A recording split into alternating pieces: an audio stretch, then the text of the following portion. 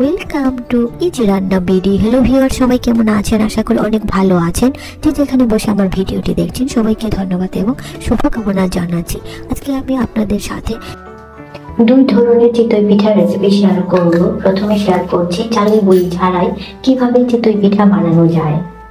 কিভাবে আমি চালের গুঁড়ি ছাড়াই ফুলকো ফুলকো নরম তুলতুলে পিঠা কোনো বেকিং পাউডার বেকিং সোডা ছাড়াই তৈরি করেছি, সেটাই আজকে আমি আপনাদের সাথে শেয়ার করব।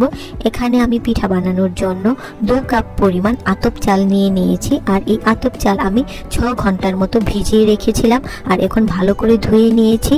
আর এখন এটা আমি ব্লেন্ড করে নেব। আমি ব্লেন্ডারে দিয়ে দিচ্ছি। এর সাথে অ্যাড করে নিয়েছি স্বাদ মতো লবণ, এড করছি 1 কাপ পরিমাণ ভাত। 2 কাপ চালের জন্য এখানে আমি 1 কাপ পরিমাণ ভাত নিয়ে নিয়েছি। আর পরিমাণ মতো পানি দিয়ে এখন আমি এটা সুন্দর একটা মসৃণ ব্যাটার রেডি করব।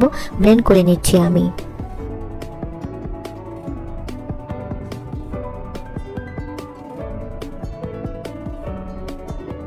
আমার খুব সুন্দর করে ব্লেন্ড করা হয়ে গেছে, একদমই পারফেক্ট হয়েছে। আপনাদের যদি একটু বেশি পাতলা হয়ে যায় তাহলে একটু চালের গুঁড়ো এড করে নেবেন।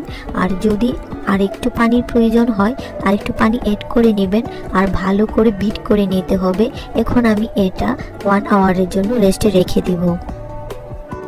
ফিরে এসেছি 1 ঘন্টা পর। আমার পেস্ট কেমন হয়েছে আপনাদেরকে আরেকটু দেখিয়ে দিচ্ছি। এটা রেস্টে থাকার ফলে আরেকটু ঘন হয়েছে।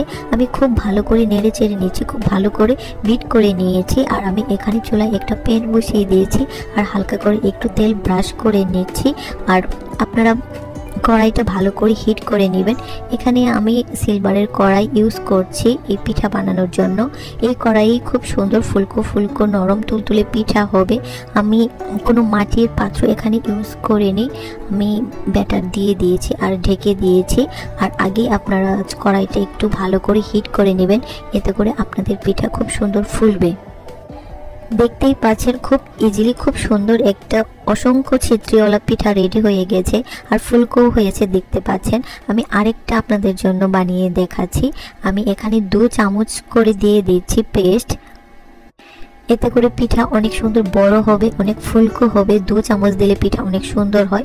আমি ঢেকে কিছুক্ষণ ওয়েট করছি আরেকটা পিঠার জন্য। আমার আরেকটা পিঠা রেডি হয়ে গেছে। এখন আমি আপনাদেরকে দেখাবো কেমন অসংখ্য ছিদ্রযুক্ত নরম তুলতুলে পিঠা হয়েছে।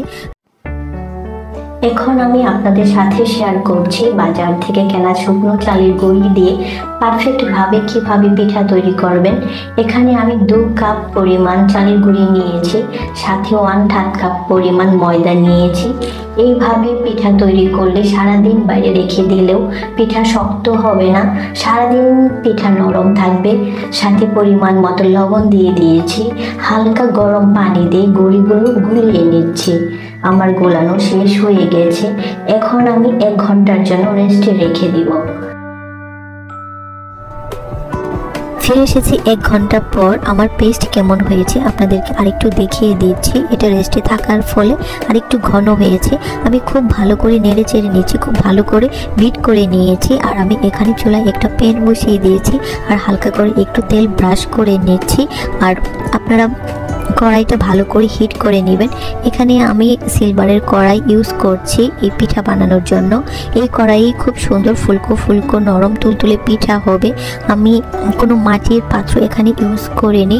আমি ব্যাটার দিয়ে দিয়েছি আর ঢেকে দিয়েছি।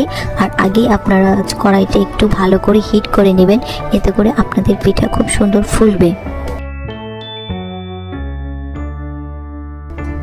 কোনো ঝামেলা ছাড়াই চালের গুঁড়ি খুব সহজে পিঠা বানিয়ে নিতে পারেন। আজকে আমার রেসিপি কেমন লেগেছে সবাই লাইক কমেন্টস করে জানাবেন। আজ এখানেই রাখছি, আবার হাজির হবো নেক্সট টাইম নতুন কোনো ভিডিও নিয়ে। সে পর্যন্ত সবাই ভালো থাকুন। Thank you for watching. Please like comments and subscribe.